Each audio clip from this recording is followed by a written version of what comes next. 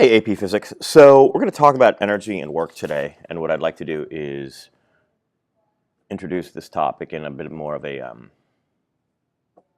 just going to say it in a bit more of an advanced way. So, and what I mean by that is we hear a lot of definitions in books, and we read a lot of things in textbooks, and what I find is both from an intellectual point of view, like an understanding, teaching, understanding point of view, and also from a very practical, I have an AP exam in May point of view. I find it helpful to take a bit of a different view of energy, and we're going to actually be using a fundamental idea from Richard Feynman, one of the greatest physicists of the 20th century. And we're going to just jump in with his definition of energy, and we'll actually use this definition to think of work in a little bit of a different way.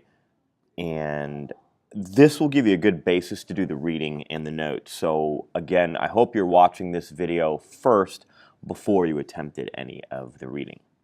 All right, so we're going to open with a simple question: what is energy?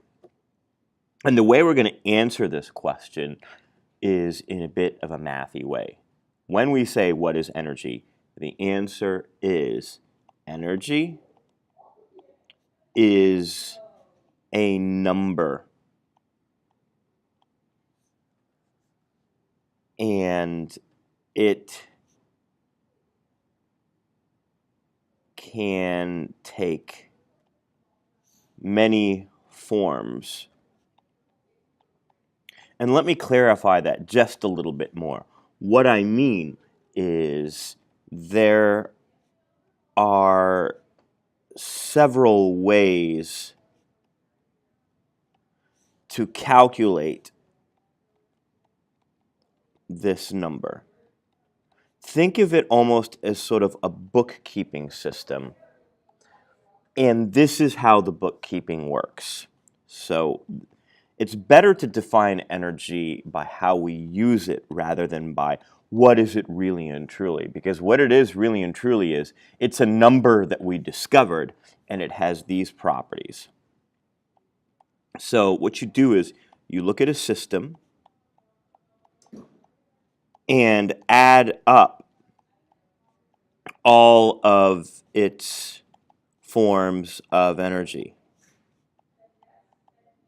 And in AP Physics, the forms that we're really going to take a look at are gravitational potential energy, that's just the name, kinetic energy. We will also have elastic potential energy. And then next semester, we're going to be looking at electrostatic or electrical energy, magnetic energy,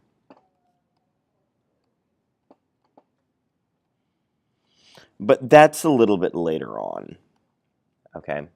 So there's also one more form of energy that we're going to look at in this class, which is what we call dissipated energy. The AP doesn't necessarily phrase it this way, but we're going to basically say it's energy lost to friction. And I like the word lost because what that implies is that it's somewhere out there in the universe and we can't find it. So we look at a system, we add up all its forms of energy.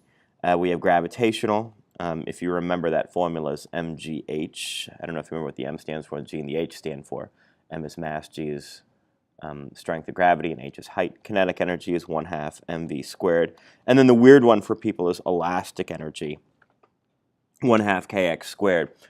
And we look at these forms of energy at the beginning of whatever problem we're studying. Okay, so you look at the system, add up all its forms of energy, okay, all these different forms. And then what you do is you look at it, look and add it up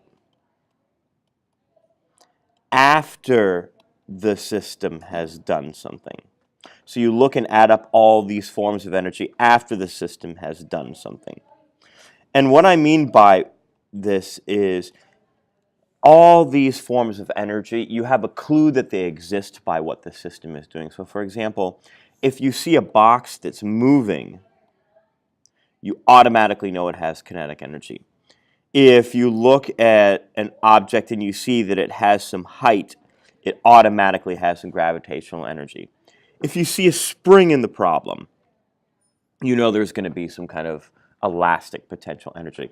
So you look and add up the system after the system, you look at and add up all the energy after the system has done something, and the rule is that number stays the same. So I want to be really clear.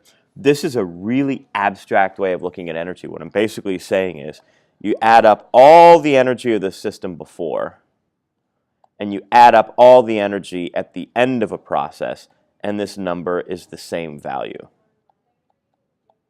Okay. We call this principle in physics the conservation of energy.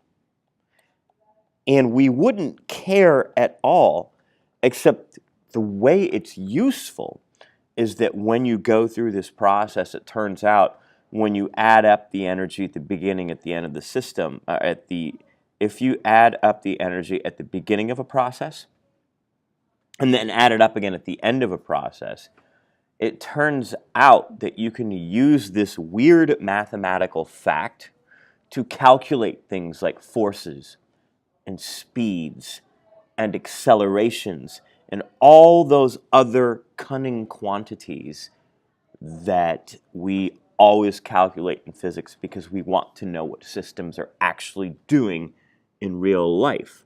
So if I had to sum up this page, here's what I would say. There's a number called energy. Okay? Energy is a thing.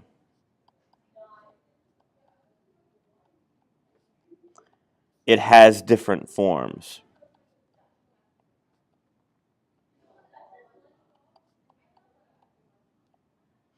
It obeys this rule. And these three things make it useful. It's useful in physics because we can actually solve for real things in the real world. Okay? That's a general view of energy. Now, another quantity we want to talk about that you've heard before is work. Okay? Now, here's the formal definition of work. Okay? The definition of work is you take force and you times it by the displacement the object goes through, and that's it. It's just, now, that's what you do to calculate it. That is its definition. But here's how we're going to view work in AP Physics. So here's kind of the useful view. Work is how forces transform energy from one form to another. And the classic way that we actually come up with this idea is I'm going to start with an equation from kinematics that we never would have considered. And I'm going to do the weirdest thing that no one would ever do unless they were forced to. I'm just going to magically multiply this equation by 1/2 m. No reason for me to do it except that my physics teacher had me do it. And I'm going to have you do it too. And when you do that, these 2's cancel and we get a very interesting result from physics point of view. I get 1/2 mv final squared. I'm going to subtract off this term here. Equals m times a times delta x. This is the net force. This is delta x. This is that quantity called work. And if you remember from last year, this is what we call our final kinetic energy, and this is what we call our initial kinetic energy. So what I mean when I say work is how forces transform energy from one form to another is I'm basically saying the work done by this force took some form of energy that existed in the universe and transformed it into kinetic energy. Okay, By the way, there's a name for this equation. It's called the work kinetic energy theorem. And so the two big equations that we use in AP Physics are the conservation of energy and the work kinetic energy theorem. The one small thing I want to say about this is kind of an overview of pure theory. And if you're sitting here saying, okay, I see these formulas, what do we use them for? I kind of want to do that during the week in school when I have you in front of me so that you can argue with me and tell me you don't understand and give me a hard time. Because if I just throw problems at you, well, I'll say it this way. Look at the reading. If you go through the reading, and I know I have a guide to that reading to have you answer questions, but I'm going to strongly recommend something. Do a couple of the example questions to get the basic familiarity with the equations back. And then what we're going to do next week in physics class is kind of push our understanding a little bit further. All right, so hope this is helpful to kind of help jog your memory. And if things still feel a little unclear, that's completely okay. I just want to give you some basic familiarity with what we did last year, or what you did last year, Mr. Woodard's class, and then we'll kind of really bring that into focus next week.